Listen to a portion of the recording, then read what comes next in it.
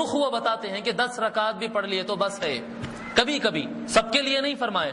امام مالک سے لوگ پوچھے کہ حضرت ساری روایتیں 20 پہ بیٹھتی ہے، ایک آدھ روایت 36 کی بھی ملتی ہے، سارے لوگوں کا، سارے علماء کا اتفاق 20 پر ہے، آپ ایک نئی بات بتا دیے 10 کی بھی کوئی روایت ہے؟ تو فرمائے نہیں، 10 کی اجازت کا مسئلہ نہیں ہے، معاملہ یہ ہے کہ تراویح سنت ہے اور روزہ رکھنا فرض ہے۔ تو بسا اوقات کیا ہوتا، رکعتیں لمبے پڑھنے سے 10 رکعت میں سحری کا ٹائم ہو جاتا نا، تو اگر اور سنت کو آگے پڑھنے کی کوشش کرے تو روزہ چھوٹنے کا ڈر ہو جاتا، لہٰذا سحری بچانے کی خاطر 10 رکعت پہ ختم کر دو فرمائے۔ اب آپ دیکھیں ان کی نمازیں کیسے ہوتی تھی۔ سننت لکم قیامہ، رات کو جاگ کر عبادت کرنا، گھنٹے بھر میں بھاگ کے نکلنا نہیں، اس کو جاگ کے عبادت کرنا نہیں، تھوڑا پڑھو قرآن، 1.25 پارہ پڑھو، بہت پڑھنا ہے 3 پارے پڑھو بس، اس سے زیادہ نہیں پڑھنا، 3 پارے پڑھا کرو، حضور صلی اللہ علیہ وسلم کی سنت ہے، 10 دن میں حضور قرآن ختم کیے تھے، حضرت جبرائیل علیہ السلام کو سنا کر ختم کرے، وہ روایتیں پھر کبھی سنائیں گے۔ ابھی قرآن پورا نازل نہیں ہوا تھا لیکن حضور مکمل قرآن سناتے تھے، جبرائیل علیہ السلام کو 10 دن میں پورا قرآن سناتے تھے، جبرائیل علیہ السلام 10 دن میں پورا قرآن حضور کو سناتے تھے، ابھی نازل پورا نہیں ہوا تھا لیکن سنانے کا کام ہوتا تھا، وہ کبھی پھر اور مرتبہ سنائیں گے، لیکن 10 دن میں قرآن ختم کرنا یہ حضور کی سنت ہے۔ اگر بہت پڑھنے کا دل چاہتا ہے تو 3 پارے پڑھا کرو، لیکن 3 پارے 1.25 پارے سے پہلے ختم مت کرو، 3 پارے اطمینان سے پڑھو، 1.25 پارہ اطمینان سے پڑھو، ارے جتنا پڑھنا ہے پڑھو، تھوڑا زیادہ کی کوئی قید نہیں ہے، حضور نے لازم نہیں کیا قرآن ختم کرو، قرآن ختم کرتے ہیں یہ تمہارے لیے برکت کی بات ہے، نہیں ختم کرتے ہیں نہ اللہ پوچھنے والا ہے نہ رسول پوچھنے والا ہے، کوئی نہیں پوچھے گا تم سے کہ قرآن ختم کیوں نہیں ہوا، ہاں قرآن تیز پڑھ دیے تو قرآن کی توہین کیوں کیا، یہ سوال پوچھا جائے گا، تجوید فرض عین ہے، تجوید پر عمل کیوں نہیں کیا گیا یہ پوچھا جائے گا، یہ سوال ہوگا قیامت کے دن، غنے چھوڑ دیا، مد کو چھوڑ دیا، قواعد کو چھوڑ دیا، مخارج کو چھوڑ دیا، یہ پوچھا جائے گا قیامت کے دن۔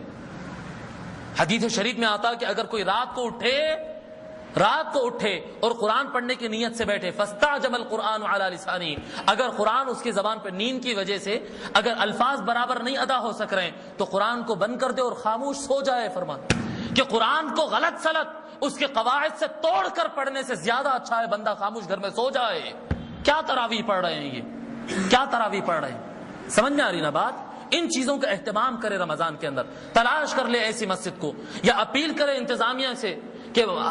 ہمارے کو ایسا حافظ دلا دیجئے جو اطمینان سے قرآن پڑھتا ہو، ہمیں کوئی شرط نہیں ہے 10 دن میں قرآن ختم کرنا ہے، 5 دن میں قرآن ختم کرنا ہے، اطمینان سے قرآن ختم کرنا ہے، اطمینان سے قرآن ختم کرنا ہے۔ بہرحال یہ چند باتیں، اب وہ سائرن اور سحری اور افطار وغیرہ سے متعلق باتیں،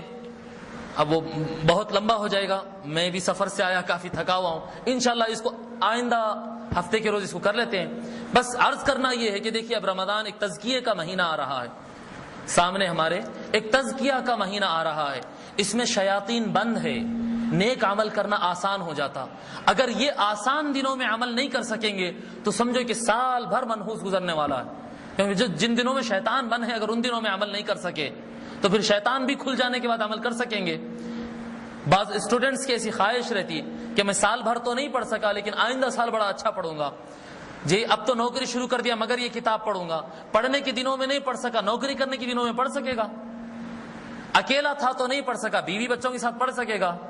نہیں ہو سکتا۔ وہ جو دنوں کرنے کے رہتے وہ دنوں میں آسان ہوتا کام کرنا۔ رمضان خیرات کا مہینہ ہے، رحمت و برکتوں کا مہینہ ہے، ثواب میں آپ کو بتایا کہ ایک فرض نماز 49,000 نماز فرض نمازوں تک فرض اس کا چلا جاتا ہے، یہ تو پکا ہے، اس سے زیادہ بھی ملتا ہے،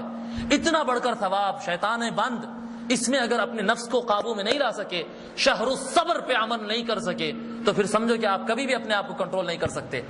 اگر ان دنوں میں اپنی شہوتوں کی غلامی کی زنجیر کو توڑ نہیں سکتے تو سمجھ لو کہ سال بھر نفس کے اور شیطان کے غلام بن کے رہنا پڑے گا۔ توڑ دو ان زنجیروں کو، آزاد ہو جاؤ، رب پروردگار کے بندے بنو، شیطان کی غلامی چھوڑو، خواہشات کی غلامی چھوڑو، ان کی سلطنت اور ان کی بادشاہت سے نکل جاؤ، وہ بادشاہ حقیقی کے سامنے چلے جاؤ رمضان کے مہینے میں۔